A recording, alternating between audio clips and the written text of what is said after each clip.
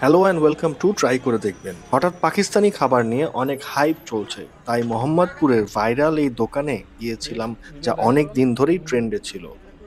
চলেন দেখি ওয়ানাবি পাকিস্তান শপে কি কি পাওয়া যায়। এখানে জাস্ট দুইটা আইটেম পাওয়া যায়, একটা হলো পাকিস্তানি মালাই চিকেন কড়াই আর আরেকটা হলো হারিয়ালি চিজ চিকেন। প্রতিটাতেই 6 পিস চিকেন থাকে অ্যান্ড প্রতিটার দামই হচ্ছে 150 টাকা করে। যদি দুইটা মিলাই নিতে চান তাহলে দাম পড়বে 250 টাকা, আর লুচি আলাদা করে। চলেন এখন টেস্ট অ্যান্ড আমার অপিনিয়ন শেয়ার করি। শুরু করব পাকিস্তানি মালাই চিকেন কড়াই দিয়ে। এটা হালকা বাটার চিকেনের মতন ছিল, কিন্তু ঘনত্বটা একটু কম মনে হয়েছে। আর মনে হচ্ছিল দুধ দিয়ে চিকেন ডুবাই ডুবাই খাচ্ছি, মানে দুধের পরিমাণটা এত বেশি ছিল, মনে হচ্ছে যে চিকেন দুধের মধ্যে ভাসতেছে, এরকম একটা ভাব লাগছিল।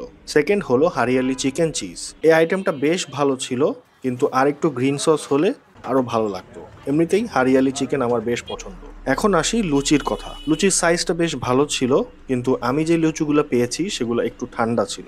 যদিও এখানে লুচির জায়গায় পরোটা অথবা রুমালি রুটি হলে আরো ভালো লাগতো। তো এই ছিল আমার মোহাম্মদপুরের নিজামস কিচেন ট্রাই করার অভিজ্ঞতা।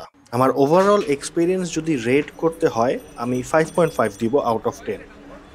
ট্রাই করে দেখবেন। আর আজকের ভিডিও কেমন লাগলো অবশ্যই জানাবেন, এবং আমাদের সোশ্যাল মিডিয়ার প্রতিটি প্ল্যাটফর্ম সাবস্ক্রাইব এবং ফলো করে নেবেন।